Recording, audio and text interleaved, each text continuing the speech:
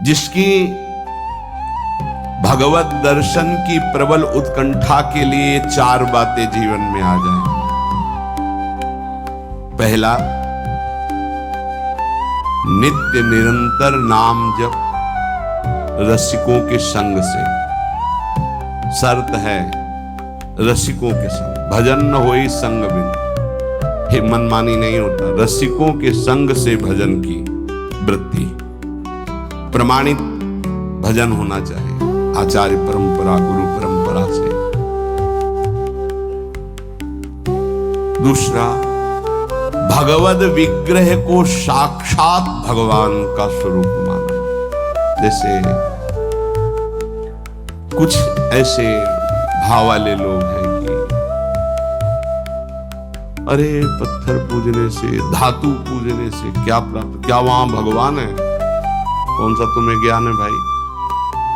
कौन सा ज्ञान है? जब सर्वम खलमिदम ब्रह्म, ये तो अवतार है भगवान का, अर्चा अवतार। भगवान अवतरित होते हैं। जैसे हम छवि विराजमान किए, जब हम भाव सेवा करते तो भगवान छवि में आके विराजमान होते हैं, भगवान विग्रह में विराजमान होते हैं।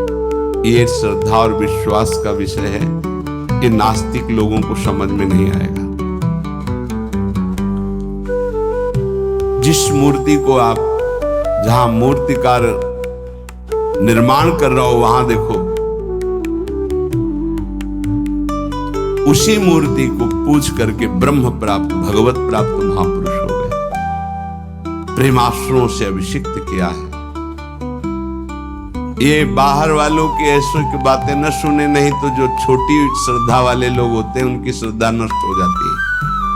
अरे क्या है, ऐसे से ऐसा न वो बोलते हैं, न वो खाते हैं, न देखते हैं, और ऐसे विराजमान। आपको क्या पता है आपका भाव है क्या? आप जानते नहीं हो। भाव आ जाएगा तो साथ चलते हैं, बोलते हैं, खाते हैं, देखते हैं। भाव का खेल।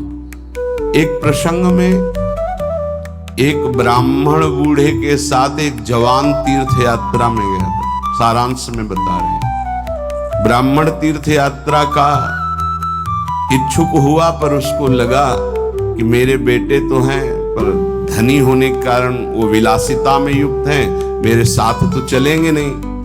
अगर कोई जवान आदमी मिल जाए, मुझे तीर्थ यात्रा करवाए, उसे कुछ भेंट पूजा दे देंगे। तो एक गरीब ब्राह्मण का जवान लड़का था, बात की तो उसने कहा हमारा भी सौभाग्य होगा कि तीर्थ यात्रा होगी और आप हमारे पिता तुल्य, आपकी सेवा होगी। समस्त तीर्थों में भ्रमण कराया। जब वृंदावन आए तो बहुत सेवा उसने की। उसका मन बहुत प्रसन्न हो गया। धनी का वृद्ध था तो गोपाल जी के दर्शन कर रहा था। उसने कहा वृंदावन को साक्षी करके, गोपाल जी महाराज सामने हैं, मैं बहुत प्रसन्न हुआ तुम्हारे ऊपर, तुमने इतनी सेवा की। एक बेटी ब्याह योग्य है, मैं तुम्हें ब्याह करवा दूंगा अपनी बेटी से। तो कहा देखो हमने तो नहीं कहा, तुमने कहा है ना, इस बात को ध्यान रखना, वहां जाके भूल मत जाना। ऐसा ही हुआ। सारांश में वो जब गांव पहुंचा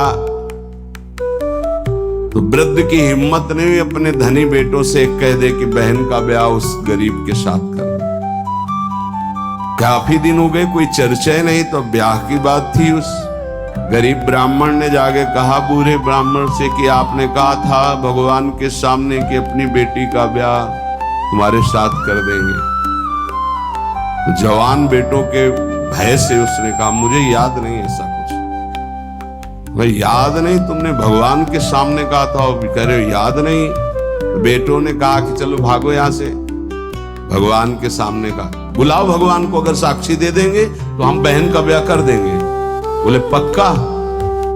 तो उनको पता था कि मूर्ति कोई बोलती थोड़ी, चलती थोड़ी। तो उनका हाँ पक्का। बोले पंचों के बीच में बोल दो। पहले गांव में पंचायत होती है पिंड छुटाने के लिए कि अतरे दिन ये परेशान करेगा। तो उन्होंने कहा पंचों के सामने यदि ठाकुर जी आके गवाही दे दे तो ब्याह करवा देंगे।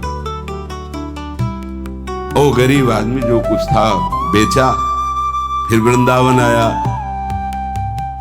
ठाकुर जी गोपाल जी से कहा कि महाराज आपके सामने हमारे ब्याह की बात कही थी इस वृद्ध ब्राह्मण ने, आपको गवाही देना पड़ेगा तब हमारा ब्याह होगा। हाँ, कौन सुने। समय हुआ, ठाकुर जी का शयन भोग लगा, पट बंद हो गए, वो बैठे ही रहे बाहर। वाह गोपाल जी महाराज, आप जब बोलोगे तभी हमारा ब्याह होगा और हम तभी यहां से जाएंगे जब आपको साक्षी दे। सब चले गए थे वो अकेले, उसको विश्वास था भगवान है। अंदर से आवाज आई, मूर्ति कहीं चलती है क्या कि चलकर साक्षी दे। बोले महाराज मूर्ति बोलती थोड़ी है, आपने बोला ना तो आओ निकल के बाहर। अब उनके लिए कोई पर्दा है क्या? ललित त्रिभंगी से बोले देखो अब तुम्हारे प्रेम के कारण हम बाहर तो निकल आए, तुम उसको यहीं बुला दो, हम यहीं साक्षी। बोले महाराज वो नहीं आएगा, हमारा ब्याह रुक जाएगा, आपको चलना पड़ेगा। बोले चल तो देंगे लेकिन देखो हम वृंदावन के ठाकुर हैं, हमको तो अच्छा अच्छा माखन मिश्री सब भगवान ने बहानेबाजी। बोले महाराज हमें पता था कि आप भोगराग के लिए कहोगे तो हमारे पास जो संपत्ति थी बेच के आए, खूब खवाते पियाते चलेंगे महाराज। बोले चलो अच्छा, देखो दृढ़ विश्वास। बोले महाराज हम जानेंगे कैसे कि आप आ रहे हो? बोले मेरे नूपुरों की ध्वनि सुनाई देगी, और देखो लौट कर जहां देख लोगे उससे आगे फिर हम नहीं जाएंगे। ठीक है महाराज, जब भोग लगाने का समय आएगा तो हम बोल देंगे, तब तुम हमारा भोग लगाना, और जब हम चलेंगे तो लौट कर पीछे नहीं देखोगे। ठीक है महाराज। अपने प्रांत पहुंचे, उड़ीसा प्रांत। गांव जब नजदीक रह गया तो सोचा मुड़ के तो देखे, केवल पायले धुनी है, ठाकुर जी भी है। मुड़ के देखा तो श्याम घन साक्षात प्रभु। प्रभु ने कहा देखो तुमने वादा तोड़ दिया, अब हम यहां से नहीं जाएंगे। बोले महाराज अब तो कोई बात नहीं। गांव में दौड़ के गया, गोपाल जी आए, प्रभु आए साक्षी देने के लिए मेरे ब्याह के लिए। पूरा नगर दौड़ पड़ा, पंचायत के सब ने देखा प्रभु विराजमान। अब किसी की हिम्मत थोड़ी थी कि पूछ ले, जबरदस्ती उस बुड्ढे से कहा ब्याह करो भगवान वृंदावन से साक्षी। आज भी साक्षी गोपाल के रूप में भगवान विराजमान। क्या हुआ? जिसे तुम मूर्ति समझते वो चल के उड़ीसा तक गए और गवाही दी।